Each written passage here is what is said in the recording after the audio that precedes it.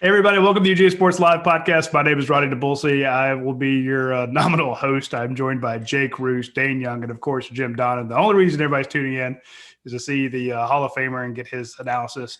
Sometimes it's scoop. He sometimes lets a little thing slip now and then that we don't know about, and he always has the great stories and great analysis. And we all basically sit around the his rocking chair and we listen to his stories and we come away a lot smarter. So we always appreciate Coach Don and being with us on an earlier Tuesday than normal. Sorry, folks, we couldn't do it at noon. We had some scheduling issues. We have to jump ahead. And I'll actually be out of town next week. So y'all be sure to tune in next Tuesday at noon because it'll be a hell of a lot better show. Well, I won't be here. It's the 9th, I believe. Yeah, the 9th. Spring practice is 1 week away. I know it feels like it's been forever since we've actually had real football to talk about, especially because for us, the way it normally works out is we have the bowl game and then you have that 5-week period of all of January to the first Wednesday of February, which is signing day.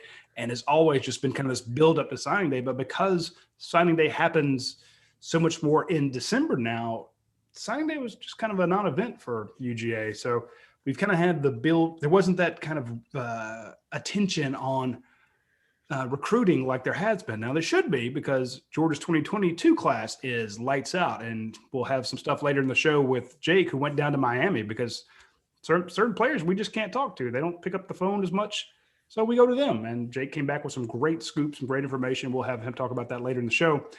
But hey, did you see Isaiah Wilson down there? I felt like he's probably looking for a house, right? You know, I didn't actually. I didn't run into him.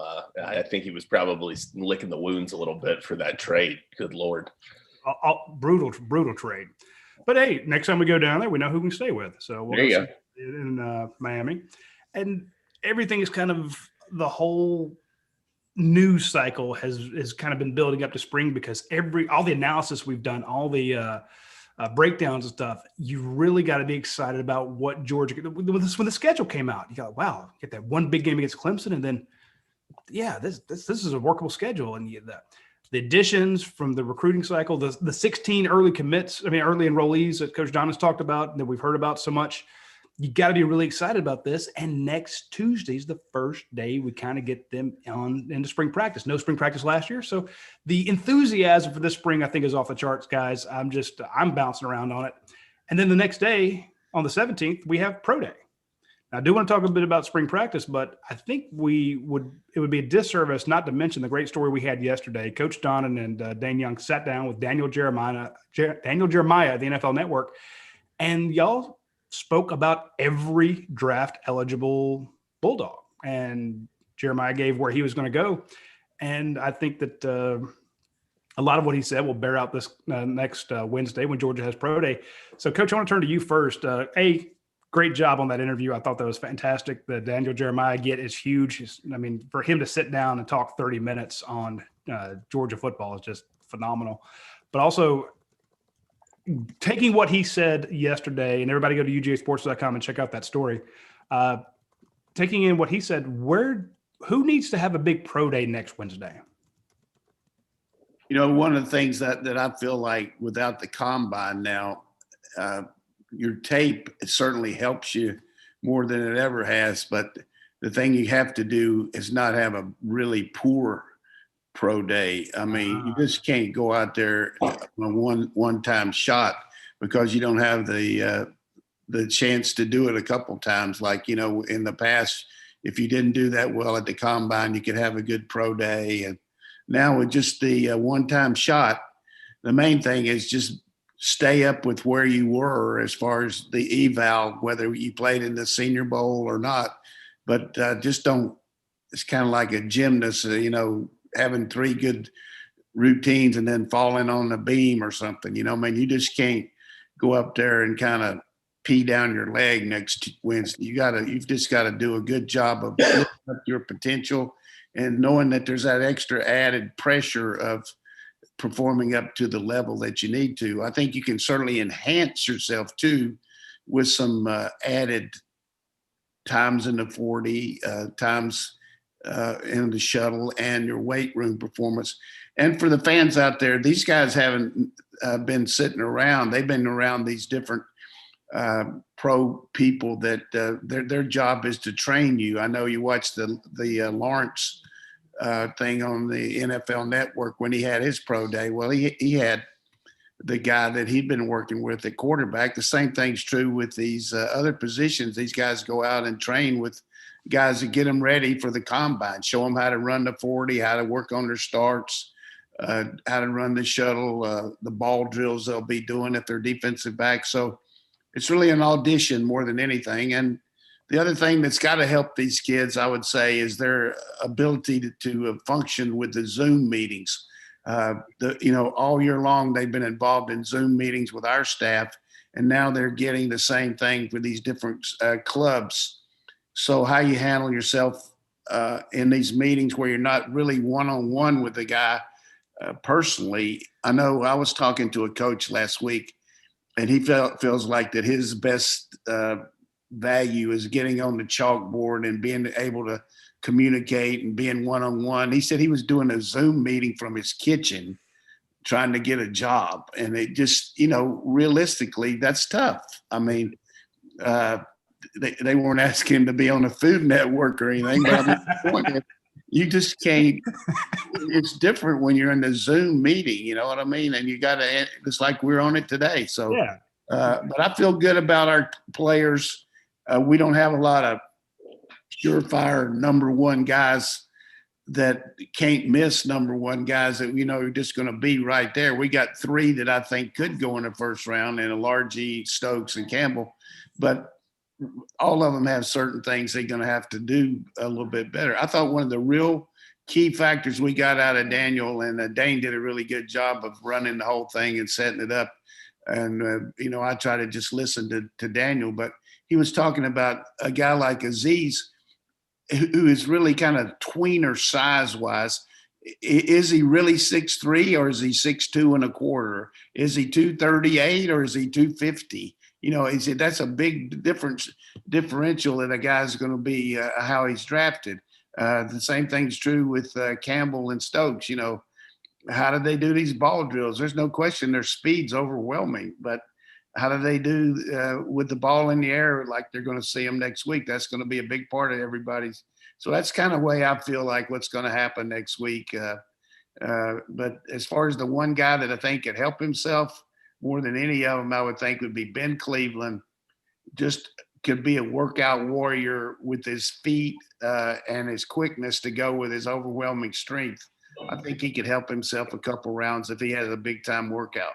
The other thing, too, to account for is the guys that are recovering from injury, because they no longer have Ron Corson on their case saying you need to go to recovery at this time. They're having to rely on their own discipline for those recoveries. So you look at a guy like Richard LeCount, who is coming out of the motorcycle injury suffered from the motorcycle crash. You look at a guy like Malik Herring, who tore the ACL at the Senior Bowl. What does he look like now, a few I guess at this point, months removed from that? And NFL teams will be able to say, all right, these guys are ready for that limelight. One thing I thought that Daniel Jeremiah said that was interesting to me, when he first broke in as a scout for the Baltimore Ravens, he called them Red Star prospects. And no matter what round they go in, that's just a guy that you want on your football team. And for Georgia, he said it was Richard LeCount.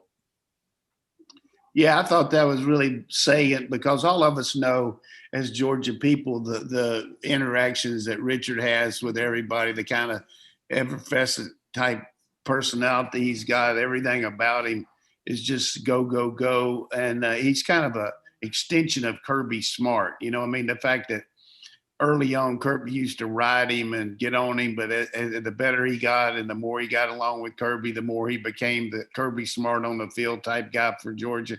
And, all coaches at every level are looking for a guy like that can be part of the team, but is going to give you best shot all the time, a smart coach on the field. And it was just a tragic thing for him to have that injury, and it really hurt our team, no question about it, even though Smith came in and did well. But we missed his leadership as much as we missed his playing on the field. But it goes back to, and Jay can talk about this extensively, when Richard LeCount came out of high school, we at Rivals were just hammered for not making him a 5-star. We had him as a 4-star. We had him as the number 58 player in the nation. And people are like, how can you not have him as a 5-star? This kid's got 5-star talent all day. And our point was, if you're going to be a 5-star in the Rivals rankings, you have to be a guy we predict to go in the first round. That's what it equates to. It doesn't mean how good will he be in college, how great will he be to your team. He's an absolute leader. There's no question about it. I think the fans wanted us to rank him on his red star capability, as Daniel Jeremiah says, his heart, his leadership, his talent, and the guy's a great player. But he's the one I think could do the most on next Wednesday to show that, hey, I'm not just the red star, good heart, coach extension guy. I'm an absolute baller, and if he goes in the second, third round, that would be about exactly where we had him ranked. And, hey, well, maybe we get one right. Usually we don't. But the point being, we have a situation where Richard LeCount has been in this situation before, where people are kind of questioning his size a little bit. People are kind of questioning, how much can he contribute?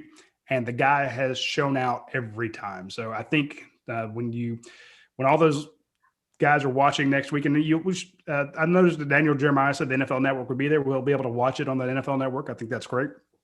And hopefully we'll see a healthy, Richard LeCount out there showing the guys saying, look, you take a chance on me. My character is unquestioned. My dedication to this, my football knowledge is here. Here's the physical things I can bring to the NFL. Everybody's doubted me. I've never been, this, 6'2" safety, he's 5'10", 5'11". He's not a big guy, but he can play big. And I think he will show that next Wednesday. Coach, you mentioned the NFL Network is going to be there. Coach offered to go do sideline for it. He said he'd grab a microphone and hop out there. Hey, I think that would be a perfect marriage for everybody. Yeah, the only reason I said that, they said he didn't know if they were going to have anybody. And I said, well, look, I've done those before for ESPN, and I'm certainly not trying to audition, but I feel like I could get a one-on-one. Audition from the kitchen. Yeah. Get a one-on-one with the head coach, though. I do have to ask you, Coach, about something you said in passing in the Daniel Jeremiah interview. You mentioned that Ben Cleveland, and that's your guy said who could do a lot in the on the pro day. Do you really think he could do 50 reps on that 225 bench? Well, I mean, that's kind of a legend over there. People are talking about it. I don't know if it's going to be. I don't know if legend's the word about it, but people are. It would be legendary, yes. Murmur over there that Ben's going for that 50. They were talking about that back in the summer. So he's certainly capable of it with his explosive strength. And, he's got the arms to handle it too, because at the end, your arms start wearing out a little bit. But that's just incredulous that guy could do 50 of those, 225 pounds that many times would just show you his explosiveness. And Ben really is a great example, and I think Dana and I brought it out talking about it during the year. He coming back this year has really helped his status as far as pro ball. I mean, he made first team all conference. He graded high on Pro Football Focus throughout the year. I mean, the grades we see, and he was kind of an offensive line that was really up in the air. He was the one guy all year that just played all the time. I mean, Hill had some issues. We had a lot of different guys that were up and down, but I've always liked Ben and felt like he was a good player, but I think this year really helped him. And the thing that sometimes we take for granted, we know so much about these guys as reporters like you guys and me as ex-coach. But you got a guy like Daniel Jeremiah, who is a preeminent person in NFL as far as evaluating people. Talk about the overwhelming girth and size of this guy when he saw him live for the first time. Mentioned he should be on the WWE. He was so big, and he really is an overwhelming presence. And when you're looking at some of these offensive linemen in the NFL right now, they love that kind of the leverage that you can get. They like the fact that the guy can lean on you, and not so much the first quarter, but the fourth quarter, he's still leaning on you. And so I think Ben's going to make a team, and he's going to do a good job up there. And he's got the character to go with it. We've mentioned this interview, so let me make sure people know how to find it if they haven't already heard it. If you're on our YouTube channel watching, go back about, I think, one video. It's on our channel, our interview with Daniel Jeremiah. If you're listening on a podcast feed, go back one podcast and you'll hear our interview with Daniel Jeremiah. And then if you want to read it, it is transcribed for members of UGASports.com. That published yesterday morning, Monday morning on UGASports.com. I would add just one other thing, and we'll go on to something else. But I felt like, when I asked from the great grand poobah Roddy for permission to do that, that I felt like it was important because of all the up and down about people saying, well, this guy's this guy's that, and particularly local journalists. I just felt, and they certainly know a lot about it, but I felt like that we did have this inside kind of deal with Jeremiah, and he said he would be glad to do it, just to give everybody a pretty definitive idea of what to expect, because these guys get paid. I don't know what he gets paid, but he's the number one guy for the NFL Network, so he's not just coming out there with some false info. And the overwhelming thing about it, beside the fact that he did it with us, was he had his notes right there, Yeah. and it was pretty dang vivid that he had written these guys up and he knew what he was talking about. I knew he would know, but I didn't know he was going to have that in-depth notes on each guy, going back to 2019 and comparing him to that.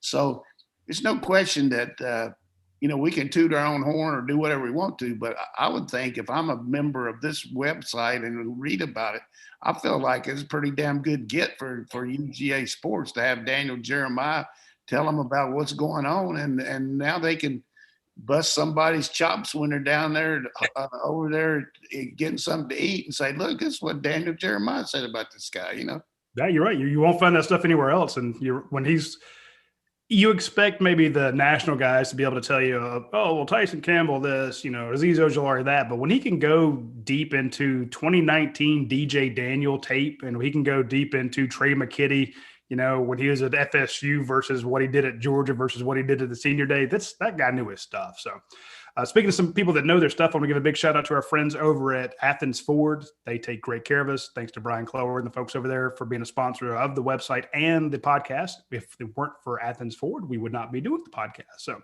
if you actually enjoyed listening to Coach break stuff down, be sure the next time you need a vehicle, you swing out and check out our friends at Athens Ford. All of their vehicles come with a lifetime powertrain warranty, new and pre-owned. Of course, any pre-owned under 80,000 miles, which is just about everything they have over there. And if you want an easy experience, I had somebody the other day down at Pensacola say they're using Carvana or something like that. I'm like, look, you want an easy, simple process of buying a car? Try the easy purchase online function over at Athens Ford. You pick your vehicle, you personalize how your payment. You can set it up how you want it, when, and stuff like that. You get the Kelly Blue Book value for your trade-in, get that pre-approved, and then just swing by the dealership and finalize it. A couple things to sign, and you're out the door with your new vehicle. It's the easiest, simplest online shopping. Of course, when you go to the Athens Ford website, you're going to get a $250 discount on any vehicle. And if you're a student, there's a $500 discount. If you're in the military, a veteran or active service, there's a $500 discount. So all sorts of great deals out there on the Athens Ford website. Check it out when you get a chance. And they, again, talk about people who know what they're doing. And I also want to mention our friends over at Aaron Overhead Doors, AARON, Aaron Overhead Doors. Last week when we were out at Academic Brewing Company, I was talking to Matt, and he's like, look, I need to get a new door in this wall over here. I said, well, why don't we get a roll-up door so that you could have it open on a beautiful day like it is today in Athens, Georgia. You'd be able to have like the breeze coming through and people could go outside. And he said, that's a great idea. And he immediately got on the phone and called our friends at Aaron Overhead Doors. They're going to come out and do a price estimate for him. You can do the same thing. You can book online. You can say, hey, I need a garage door quote inspection. You just put in your name, phone number, zip code, submit it, contact them for free. They will give you a free quote. Very simple, huge service area, basically most of Northeast Georgia. I won't go through the whole list, but basically if you're within 2-hour drive, 3-hour drive of Buford, you are in their service area. So they will come out and take care of you and do a great job of it. They do a fantastic initial contact, great work through the actual product production and service, and then they do the follow-up. So from soup to nuts. They take care of you with great customer service because that is their whole purpose. They are a customer service company, and they just happen to do garage doors. So big shout out to Athens Ford and Aaron Overhead Doors for sponsoring our show today. And again, like we said, Daniel Jeremiah knows the stuff. These guys know their stuff as well. Coach, I wanted to ask you real quick, going into kind of piggybacking off of our last topic, last thing on it. I know in the past, Georgia's held these mock pro days, not even, in the lead up to this, but just preparing guys for, what that situation is going to be like. Here's the drills you're going to have to go through. How armed do you think that puts these guys going into this? I mean, I think that it's a huge benefit to any college who's already been doing that. Yeah, that's for sure. I felt like when Kirby did that after, the 1 year where we had a lot of guys go out early, he felt like that some of them had some really good info and others didn't feel, others probably were whistling Dixie, so to speak, and didn't really know whether they could or not. So, I think what he's been able to do is put his whole team through a mock combine, so they would have something to look at if they decided to come out the next year. So these guys have already done that last spring, and they'll do it again. I'm talking about the ones that aren't going to be in the one for the pro day. So they'll have that advantage of just like anything, you've been doing those drills and what to look for as far as the shuttle, the exact way to do the vertical jump, the way to do the working on your stance and start for the 40-yard dash, the lineman, particularly for the 20-yard split that they get, because that most linemen aren't be judged on 40 as much as 20. So it definitely a good question there, Jake. And I think Kirby, again, on top of it, preparing you for just like the drills you do in practice, prepare you for the game, the drills you do for the combine, help you get ready for your pro day. Yeah, I thought that, I think that people just forget sometimes that they have already done that. It's something that they put the players through and put them through those paces. So I think that's a huge advantage. Georgia, obviously, a big focus on, NFL and the next level for these guys. I think any team that's that kind of minded and has put those things in has really put their players at a big advantage given how things are going to go this year. But I wanted to touch on the next thing, and that's spring practice, which is getting fired up a week from today. I think that we talked about these guys, how they're going to land in the draft, but obviously we're concerned about who's coming back, who's going to be performing in spring practice. Who are some of the guys, and this is for everyone, but Coach, we'll start with you. Who are some of the guys that you think really need a big spring or could really have a big spring and be ready to deliver on their potential? Well, starting on offense, I think running back wise, you need Milton to come out there and establish himself, get a lot of reps. I mean, White and Cook know what you got there. We need Milton to pound the rock and see how he looks in traffic. And work on pass pro and all that stuff. Obviously, McIntosh is ready too. So, I mean, Milton at running back, at receiver, how much can Blaylock and Rosemy do to get out there and just do straight ahead, but at least do some ball drills? Tight end, what's going to happen there with Brock Bowers? How's he going to be able to step in? We know Fitzpatrick and Washington can do it, but can Brock step in there and do it? Offensive line, certainly Jones, Ratledge, Mims, Willock, those guys right there, step up, do the job. Then you go into a situation on, is that all the positions on offense? Quarterback, I forgot, we got quarterback, we got a situation with who's going to be the backup quarterback. And also JT continued to improve and work on his footwork now that he's had this other operation. But who's going to step up? We know what Bennett can do. Can Beck continue to improve? What we're going to see out of Vandergriff coming off his injury, and now he's starting to rehab and come back. So those are question marks there. Defensive line, we certainly got all kind of people there to work with, and just a lot of competition there. Outside linebacker Nolan Smith, step up and show what you can do. We know what Anderson's going to do, being right there in the mix pretty quickly. And then secondary corner, we got to see what Kimber, speed, and what can Ringo do right off the bat, Breeny at star, and those safeties will be okay. I think our special teams are just really loaded, and we'll see how they go. But without any notes, that's about as good as I can do. Right? You said he just dropped that off the cuff. Well, I was going to say, does anybody have anyone left? I guess. I mean, that was a pretty fair summation there.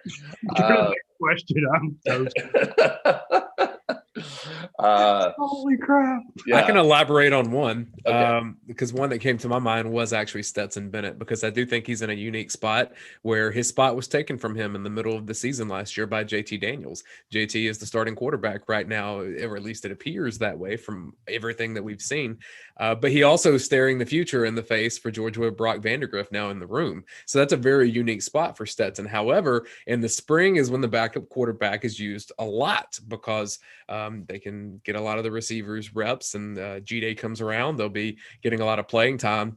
And it's not necessarily what he can do performance-wise. I think we've seen that. To me, it's about what his attitude is, being in that kind of spot, saying, this guy took your job, this guy's coming for your job, what are you going to do in terms of your attitude and your effort? And Stetson seems like he's a hard worker and will put in that kind of mentality, but that's going to be crucial to see. That's going to be big for coaches to know that they have him, to trust him in that spot regardless of what's happening around him. I think you make a good point there, and I just want to add this little nugget there. We saw in the fall, where throughout the fall camp, Kirby said, we know what Stetson can do. We're looking at these other guys. We know what Stetson can do. We're looking at these other guys. So we didn't see hardly any of him in fall camp. I think, to be fair to Stetson in the spring, he's going to have to have an idea that he's going to have those opportunities that you just said, or he's going to probably look about whether he's going to stick around, because all of a sudden, is this going to be like last year? The only way I'm going to get to play is if nobody else is left. And, I think that's going to be important, how he's handled. And everybody around the website seemed to think, well, we know what Stetson can do, but he can do a heck of a lot. I mean, he can win SEC football games with the right supporting cast. He's a lot better in there with the Pickens playing and all that. But I don't want to be too harsh on the fact that what happened to him in last fall. I can understand where Coach Monken and Kirby were coming from, because they didn't have any idea what the other guys could do, because we didn't have spring practice. So he had to work JT and Newman and all those guys in there. But now I think if Beck or Vandegrift become the second quarterback, it'll be because they beat Bennett out. They'll have to beat him out. Don't you think, with his experience? Absolutely. And remember, people go back to that Florida game where Georgia couldn't complete a pass. Bennett on the first set series, he looked fantastic. Then he had his shoulder caved in, and he's out there. He's a wounded duck, he's injured. Now he's healthy. And I think he says, look, coach, I beat a ranked Auburn team. I beat a ranked Tennessee team. I was winning games for you. I saved your bacon, in the Arkansas game. I was winning football games for you. I had a lead against Alabama. And then when we went out and struggled against, I think it was Kentucky and against Florida, we didn't have George Pickens out there. Then you bring in the new guy and George Pickens comes back and, well, hell, I can throw to him. Anybody can throw to George Pickens. So again, I just think he needs to know that he's going to get a fair shot at either the number one, number two spot. And I think that's a guy that needs to, or a strong spring would help him. The other guys I'd like to see have, I don't want to say a breakout spring, but guys who could kind of build up their reputation, make a move here. We have 3 5-stars on defense that we just don't hear as much about. You don't hear as much about Nolan Smith. Adam Anderson was kind of the third down guy last year. Trayvon Walker, they're all talented. We see the plays they make, but do any of them have the same reputation, the same intimidation factor that Azeez Ojulari did last year? When you would talk to guys at other sites who were, when we're talking to the guys at Tennessee and they're like, hey, what can you tell me about Azeez Ojulari? What can you tell me about these other guys? They very seldom mentioned those 3 players, and it's nothing against them. It's just, they're kind of biding their time. But I would like to see the Nolan Smith, the Trayvon Walker, the Adam Anderson get on those preseason all SEC teams, have that kind of buzz about them, have teams worried about them, have offensive coordinators nervous about facing those guys. You know that what Jordan Davis is going to bring you. You've seen Devontae Wyatt do his thing. I think Jalen Carter's, this is only year two, but let's see where those 5-star guys, when they finally come into their own. And I think this spring would be a good opportunity to launch them into that kind of that talk, if you will. Yeah, I think I'm going to ask this question to Jake because I knew he was going to throw something in. I just saw an article where Pro Football Focus ranked the top 10 players at every position in the United States coming back for next fall. Georgia had 2 players in the top 10 at 2 positions. Do you know who those would be? Obviously, Pickens is one of them. Who was the other one? I would assume Jordan Davis. That's what I would have thought, but he wasn't listed as a top 10 D lineman. Wow. So, the other guy was Sawyer. He was listed as one of the top 10 linemen in the country. So we got, I would have thought that we would have had more players in the top 10, but we have a lot of no names, so to speak, from a standpoint of all-star players based on what Roddy just said. But we got a lot of really good players, but as far as the way they're perceived nationally, and far as all SEC players, when you look at the preseason all SEC teams, maybe Jacoby Dean will be on there, maybe Jordan Davis, but not a lot of guys on our team. And really overwhelming thing that concerned me, they didn't list JT as one of the top 10 quarterbacks returning. So they had the guy from Coastal Carolina. So, that doesn't mean that they're screwed up, but our man Brent Rollins, they're all over that Pro Football Focus, so that'll get everybody's motives running. All right, I think that when we're talking about those guys, Roddy, you kind of got one of mine, and that's Adam Anderson. I think that Adam Anderson, look, it's kind of put up or shut up time, like, are you the guy? Are you that guy that everybody thought you were all along? Are you more than just a specialist? And I think that you've got to find that replacement for Aziz, a guy who can bring that intimidation factor, all 3 downs and get back there and create havoc. Adam is expected to be that guy. He's been expected to be that guy. I think that it just comes down to this, this spring and this fall in terms of if he's able to seize that opportunity. The other guy that I think not necessarily, primed for a breakout, because I think that he's on a great trajectory anyway, but I think that this is a really good chance for Jalen Carter to really build off of what he did last fall. I think that he's a guy who, came in the summer last year, so he didn't have the advantage of, going through the workouts, or, I know that there wasn't spring practice, but he wasn't in the weight rooms over there. He wasn't getting the nutrition that these guys are getting. So what can a full spring mean to a guy like that who kind of was a late arrival to campus? I think it can be big for him. I think it can be big for his chances moving forward. And then certainly I think that the cornerback position, how it comes down, I think could well be decided in the spring. I think that, you may look at who seizes that number 2 spot. I think we all expect that Keely Ringo is going to win one of those starting spots, but is it going to be Jalen Kimber? Is it going to be Nyland Green? And how do those guys look when you put them up against the ones and all of a sudden, they're getting those reps? I think that that's going to be a crucial one as well. But for me, it's Adam Anderson all day. I think that he is the most important spring of anybody on this team. And, another one, though, that Coach mentioned as well, I think Kenny Mack, I think a lot of people are talking about Zamir and James, Kendall on the rise. Where does that leave Kenny McIntosh? I think that he's got to really set himself apart, do some certain things. I think that he could really work on, or not work on, but continue to flourish and show what he could do as a receiver out of the backfield, and that could benefit him as well. So a lot to prove for a lot of guys, I think, no doubt about it. Arian Smith, another one that I'm really interested to see. How does he do with that structure and that time to kind of work through his reps, away from injury? Coach, did that article go into the top 10 kickers and punters as well? Because I feel like Georgia would have a top 10. Oh yeah, they didn't list those, but that was And you, in the meantime, you could look that up, Dane, and read out those top 10 quarterbacks. But I got a question for all of us, because I don't ever get to ask any questions. But who would you say? I'm not talking about the 5 best athletes of the people returning on our team. Who are the 5 best players on our team coming back for this year? Jordan Davis, number 1 for me. I think you got 5. Come on, you give it 15 seconds to talk. I'm going. All right, give me Jordan Davis. Give me JT Daniel. Give me George Pickens. Hey, wait a minute! You don't interrupt, Roddy. You get to do your. Well, you said 15 seconds. I wasn't sure if we had to get him off. About him. Jordan Davis, JT Daniels, George Pickens. I'm going to go with Lewis Seen, I think, and I'm going to go with Jamari Sawyer. That'll be my 5. Yeah.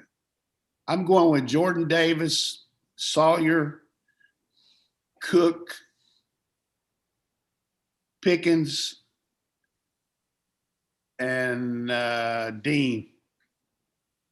Dean's a good pick. I could swap him out for Seen and not lose much in mine. Roddy, who you got? I'll take coach's first 4, then add Keely Ringo instead at the 5th spot. I think Keely Ringo. He's never played here. He's on the projection. He's taking him on the projection. Dane, who you got? I mean, when he's putting up 23 mile an hour times, I'm mad. We're talking about 5 best that have played. Okay. 5 that have played. Okay. All right. I'll go. George Pickens is 1.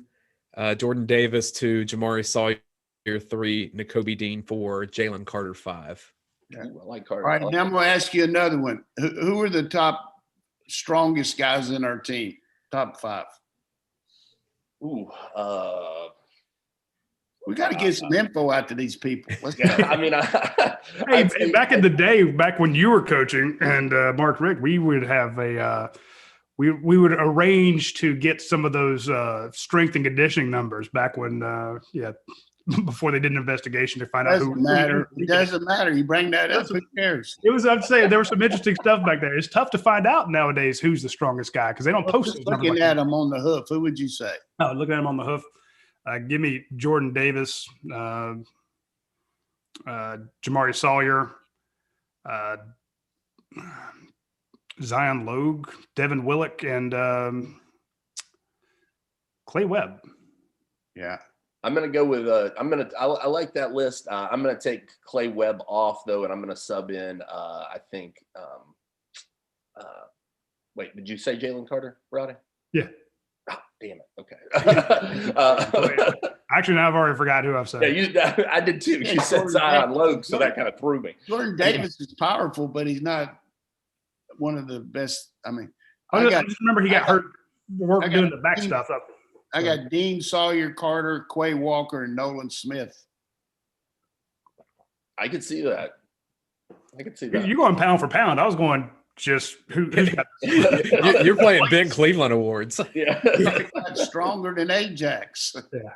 No doubt. I have this top 10 returning quarterbacks from PFF if you want me to run those down really fast. Let's hear them. Number 10, Kendon Slovis from USC. Number 9, Miles Brennan from LSU. Number 8, DJ Uiagalelei from Clemson. I got that right. Yes. Number 7, Grayson McCall, Coastal Carolina. Number 6, Matt Corral, Ole Miss. Number 5, Michael Penix Jr. from Indiana. Number 4, Dylan Gabriel from UCF. Number 3, De'Aaron King at Miami. Number 2, Sam Howell at North Carolina. And number 1, Spencer Rattler at Oklahoma. My primary takeaway, Gus Malzahn left Auburn and now has a better quarterback according to PFF. My primary takeaway is Spencer Rattler might get beaten out as the number 1 quarterback by Williams. I could see it as well. And, I think that it's crazy to hear that list and to hear how many of those guys Georgia was involved with at some point too. How many of those guys they recruited. Dylan Gabriel, I think a lot of people forget, was one of those guys who kind of came down to the wire ahead of early signing day a couple years back and really considered Georgia highly. He was here. I mean, I remember telling Roddy off the record that after the practice on Thursday that Coley flew to Hawaii to watch the guy play and then came back in time for the game. I mean, incredible. And then they had that kid in, and I thought we were going to get him. Yeah, I did too. I really did. I felt good about their chances. Obviously, though, he made a good call for himself. He's got a great opportunity there at UCF. And, look at all the guys that we've signed here, but all the ones we were really close on too. I mean, we were close on Williams. I mean, you were close on Trevor Lawrence. I'm not gonna. I have a hard time believing though that listen, Keaton Slovis, obviously he won the job at USC. Part of that was what caused JT Daniel to end up in Athens, but I have a hard time believing that he's a better quarterback. I mean, realistically, overall, I think that he does some interesting things, but yeah, there were some names on that list that I don't think I would take ahead of. I don't know that I'd take Penix over JT Daniel. I think that they're taking it based on the whole year. I mean, sure. games. So I'm just saying, if you're at Ole Miss and you've got Matt Corral out there and you got Plumlee on the sideline, you got a quarterback controversy. I mean, there's another one. One of them signed here and was coming, and the other one wanted to come, and we didn't take him. Yeah, right. No question. Didn't Corral want to come? Yeah, absolutely. No doubt about it. I mean, he wanted to go, it seemed like anywhere but Ole Miss anyway. USC was involved really heavily. He wanted to go to Florida pretty bad. I believe it was a Florida commit at one time. And then also, Georgia kind of came down to, are you going to take him or Justin Fields? Obviously, they took Fields. I'll be honest with you, too. I was wrong about Matt Corral. Not a guy I was super high on coming out of high school.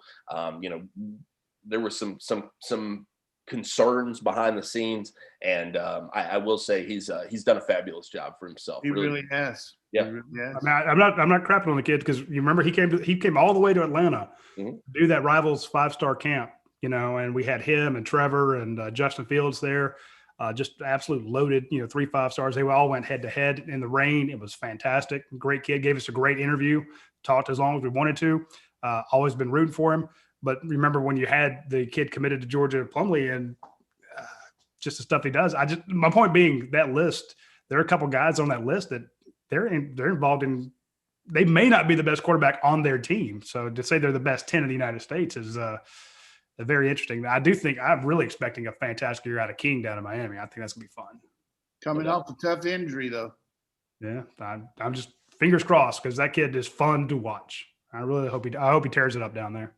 I'm telling you, Matt, one thing that Jake could help us, an inordinate amount of transfers from Miami. And I mean, Transfer U, they got so many guys in there now. I mean, they're just trying to go that route, aren't they?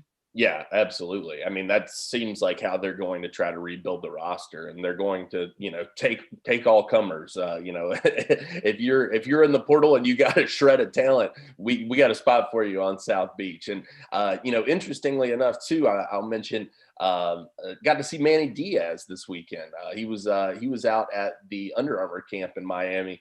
Normally coaches can't attend, but they have a son who's participating. They certainly can. His son in the linebacker group. So Manny Diaz with a little bit of recon, if you will, down there in South Beach. Kind of an exclusive look. It was that was cool to see. Speaking of exclusives, before you jump into, I want you to talk about going to Miami, because you went down there. I think we were the only Georgia site that covers University of Georgia that was actually at that camp. Spoke to some guys down there, but I have to remind folks, today's the 9th of March. On the 14th through the 16th, you need to go out to your local UGA and get one of the 10-inch pizzas for $3.14. So any of their vegetarian, keto, gluten-free, plant-based, low-carb, low-cal, Ishka, Southern Heat, Natural, the Nat, all their legendary pizzas, any that you want to make. You can, of course, you can customize them any way you want. But Pi Day is coming up, 3.14, March 14th. And from the 14th through the 16th, you can go out to any of the Your Pie locations and get a 10-inch pizza for $3.14. Can't beat it. You don't have to actually go on the 14th. You can go on the 15th. You can go on the 16th. So next week, which stinks, I'll be out of town, but I'm going to have to put in a request. You know, a sad realization you're having in real yeah, time. I mean, it kind of breaks my heart. I'm like, this sucks. But if you get a chance, swing by any of the Europie locations next week for the Pi Day. They've been doing it since their inception, and it's always a fantastic thing. And of course, if you can do it on the app, you get points there. Today's double points Tuesday, so if you're thinking about getting a pizza today or one of the custom salads or custom pastas or the sandwiches they have out there, order it on the app. You can customize it completely through the app, and then you just go by and pick it up. It's fantastic. So I also want to mention our friends out at Academia Brewing Company. They have so many new beers out right now, and I think Jake will have to come back down and check out the Kevin's Tears Double Barrel Barley Wine.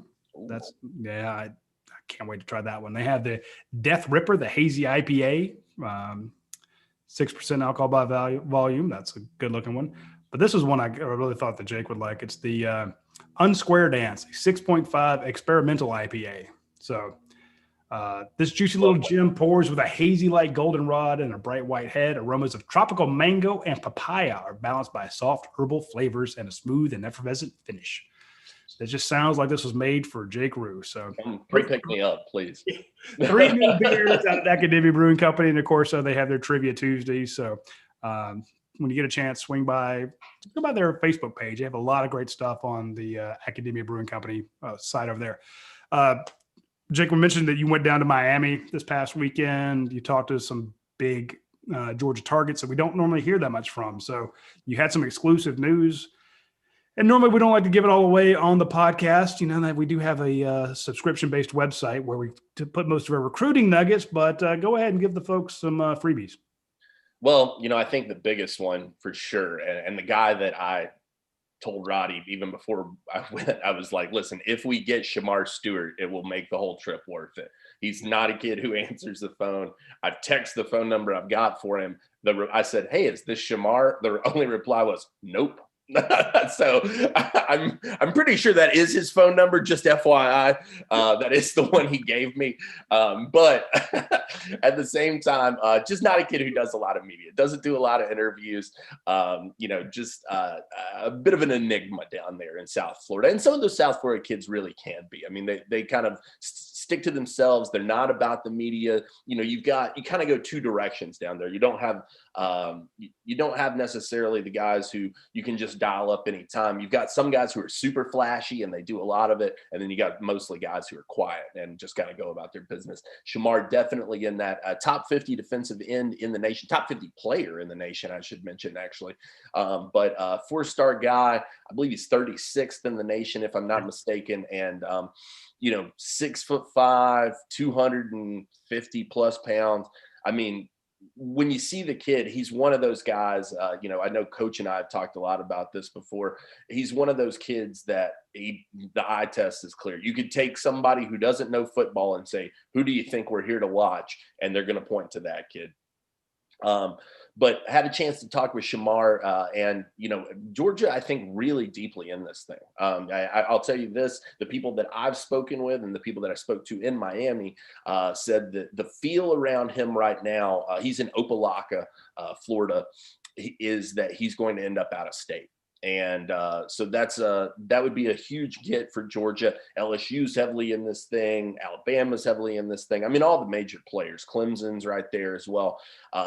And with him pushing it, he told us his plan is to commit on signing day in February. So he's planning on taking it all the way out. We'll see if that happens. I think at this point, everybody's kind of just spitballing in terms of when they're going to decide. But if he takes it that far, pretty much anybody's game. But I'll tell you this, I think if it were today, I'd put my money on Georgia. I think that Georgia really has a strong shot with that kid and loves what he's about.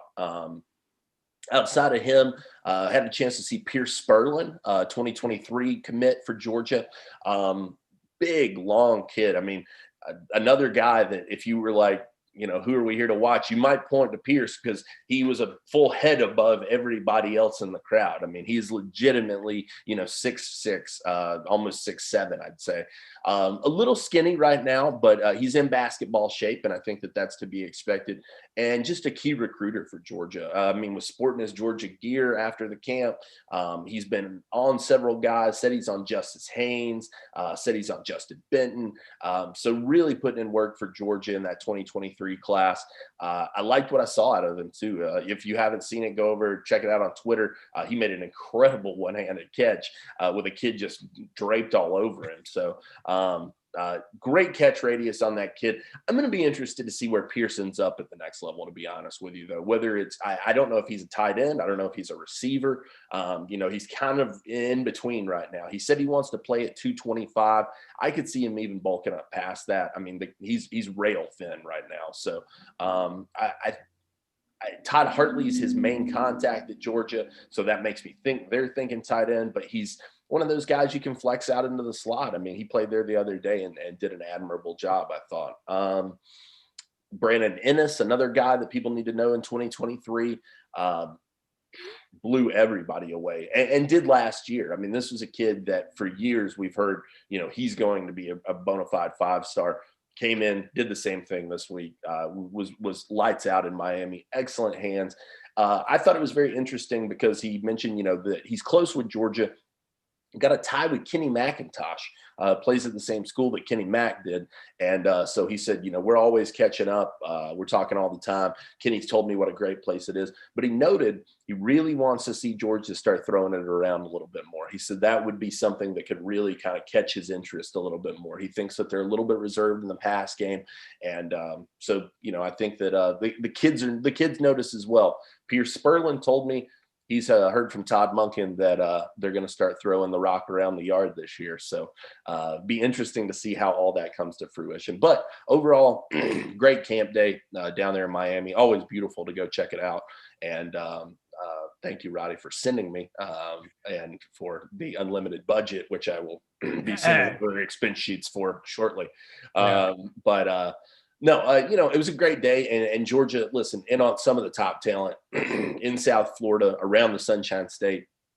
And, kind of just the beginnings of camp season, but always fun to get back to it for sure. Who we got in South Florida now? Who's got the South Florida area? It sounds like a little bit of a mixed bag to me. I mean, it sounds like you got everybody kind of working down there right now. I think that they realize how important that is. Now, one thing that I thought was really impressive and really interesting was that one guy that almost everybody down there mentioned was Kirby Smart. And I think that you're seeing maybe, with the loss of James Coley and some of the losses that they've had in South Florida, how do you kind of replace the gravitas of a guy who, is so endeared to that area in Coley?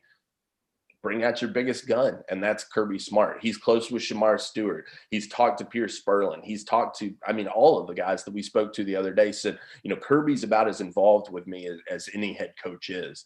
Shamar gave him an 8 on the rating. I said, how hard is he recruiting you? He said, I'd give him an 8 out of 10. I said, well, are there any 10s? He said, no, there sure aren't. So, Kirby's putting the work in down there. Everybody's got a hand though. Todd Hartley's working down there. Dan Lanning's working down there. Glenn Schumann's working down there. So just a lot of involvement. Really, it's a staff-wide effort, I think. We saw just Coach Aday was actually dropping. Jamil Aday was dropping new offers in Florida as well. So it's You're right about the whole staff approach. He's a Florida boy too. That's the thing. People may forget, but I'll tell you this as well. And I thought that this was really interesting. If you want to give some love to a former player, shout out to Mark Dees, head coach down there. I'm not even going to try to say the name of that place. I had the kid pronounce it for me, and I said, dude, I'm going to have to go home and practice. But I'm just calling it Toho. For now. He's down there in Toho. Demario Tolan is the young man, 6'3". He's a little bit on the slender side, probably a 215, 220 guy right now. But Georgia really likes him as an outside linebacker. And he said, when I got that offer, Coach Dees said, listen, No need to wait. You need to be a Bulldog. Let's make it happen. Let's get it going. I said, do you think he's going to come on the trip with you? And he said, definitely. He's going to try to stow away and come join me on the my visit to Athens. So Mark D's putting in that work for the Georgia Bulldogs down there in South Florida. Shout out to Mark D's. I remember going down and interviewing him at that same high school. And I think, was it BJ Butler? I don't remember. There were two guys that Georgia had offered, and we drove down and interviewed them in the greater Orlando area. And Mark wound up coming to Georgia, played 4 years, a lot of special teams work. Not a superstar, but just a great teammate, great contributor. And then all of a sudden was like the defensive coordinator. Now as a head coach. I think he's maybe 26. I mean, he's a young cat. He's jumped way up in the coaching ranks, and he's always been a great guy to interview, great guy to talk to, and he wears his Georgia pride on his sleeve. And he's down in Orlando.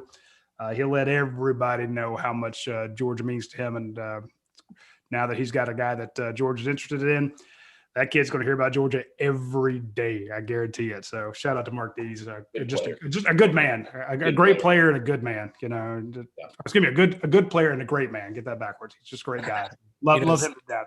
Some of that landscape has changed in South Florida, especially for defensive backs. So I think that's why Kirby Smart is very much needed to get Georgia in some of those conversations, because, man, when Ed Reed is there, it just makes things a whole lot tougher for everybody else. No question. Yeah. You bring in T-Rob, who's got to UCF now, who's been in Miami, who's had those connections. He's built up down there. Yeah, it's a tough landscape down there in the Florida area for sure. I mean, it's tough for anybody to pull talent out of there, but Georgia doing about as well as anybody could.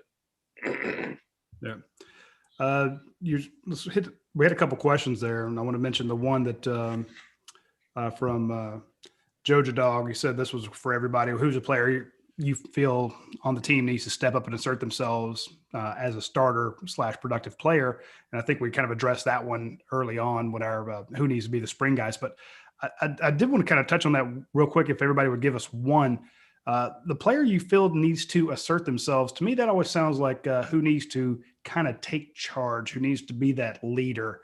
And I want everybody to give me one player they feel that could really, I don't say rally the troops, but hold others accountable. Make sure everybody's doing what I thought Coach had a great point last week about touching the line. If you miss the line once, you'll miss the line twice. If you miss the line twice, you'll miss the line 4 times. Coach, who out there needs to be sure that his teammates are touching the line? You know, I think we got the established leaders now, so it's a little bit tough not to negate your question, but to me, White is already, and Salyer, they've already established the fact that they're are leaders on our team, the fact they came back and what they're doing. So as far as just guys that need to become leaders, I would think Seen on defense, just because he hadn't been a starter till last year, now assumed the role that LeCounte had back there. And the same thing with N'Kobe Dean taking over for Monty Rice. There's an inside backer type guy. Salyer will do it in the line. And then JT on offense, just continue to build on your repertoire of what you were able to do the last 4 games. I agree. Who's the first player to touch the football every play on offense? The center. The center. That's where I would go. I would say Warren Erickson. And it's a bit of a tease to an article I'm going to publish later this week. I got our staff members at UGASports.com to give me their starting 5 offensive linemen for the game against Clemson and the starting 5 offensive linemen for the game against Georgia Tech. And we'll see how smart we are, because I'm going to gather those together. I'm not going to say who said what, but just as a staff, where our heads are. And I think that there's a lot of intrigue at the center position, because I would say the majority of staff members on our site said that the guy that starts the season will not be the starter by Georgia Tech. So Warren Erickson, I think there's some pressure there. Well, you definitely did a tremendous job of teasing your own story there, but you didn't answer the question that the guy asked. You really feel like Erickson's going to be the leader of our team?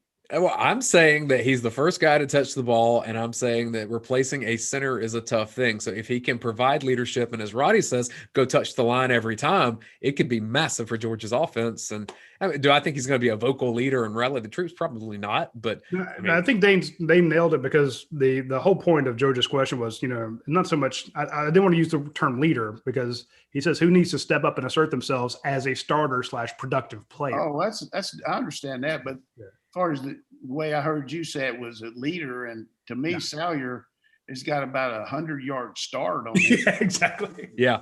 So for me, it makes sense to say who's going to be the productive player, as a starter, who's going to claim that spot. And I think, Mr. Controversy here. I like to make sure that Dane, everybody knows that he did that deal last week when I said, everybody just keep your 5 starters and we'll see how it comes next year. Dane's already made a story out of it. Everybody put their list out there, but no names beside it, right? Hey, Coach, let me tell you 2 of the guys that did not submit their starting 5s because they're on this call with us. Yeah, that's pitiful.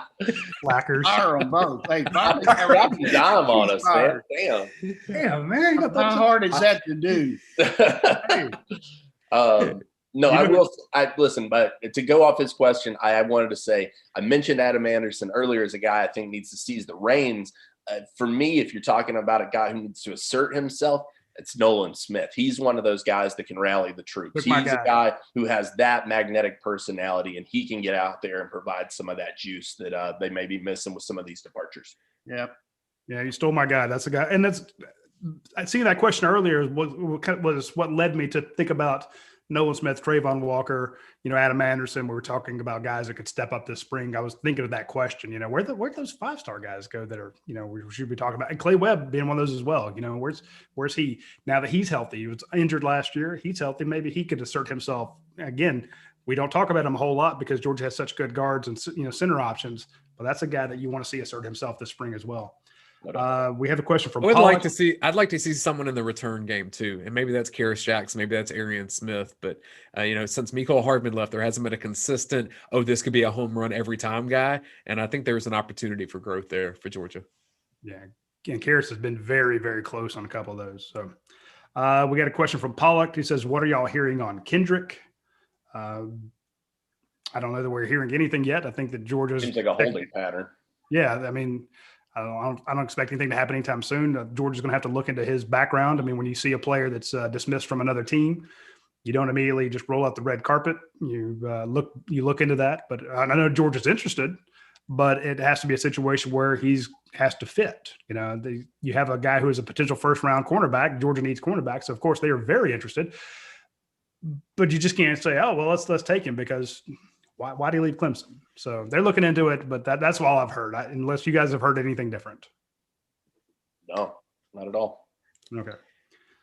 Any other questions? I wanted to give a big shout out to Tristan West, Scott Harris, Henry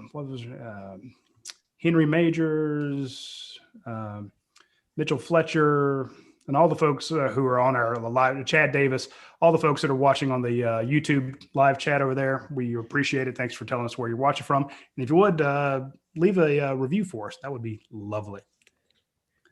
Any other questions we need to pick up, Jake? I think we're wrapped on that for today. Just a quick send-off nugget here for everybody. Just a weird little piece of information that came across just now. The All-American Bowl, formerly the Army game, now the Adidas All-American Bowl, has announced 3 new additions to the selection committee. One of them, Long Beach's own Snoop Dogg. So Snoop Dogg now picking players for the All-American game. One of the things they're going to do at halftime is smoke weed. What I was drinking? That was a spit take. He got a spit take from Roddy. Please don't be high. Oh my God, that's some interesting. Also, Jake, you were at the Under Armour game or Under Armour camp this past week. Just another tease, if you will.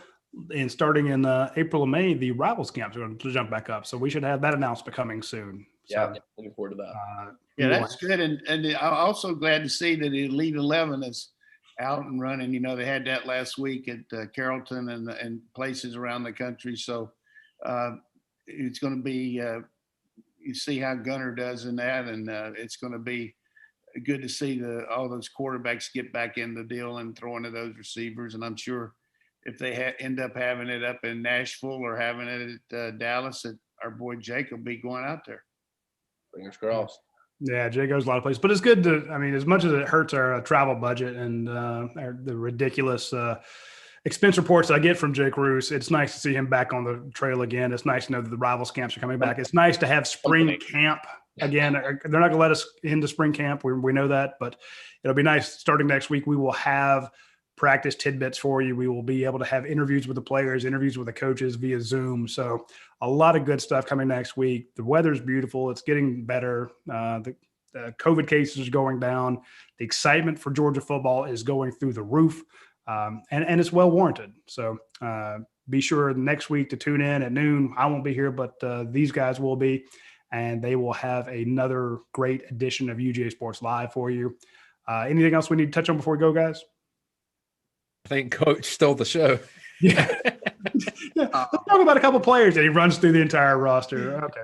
And, this will be another one of those things that we make Jason Butt write up and put on the website tomorrow. So be sure to check out UGASports.com tomorrow for a recap of the show.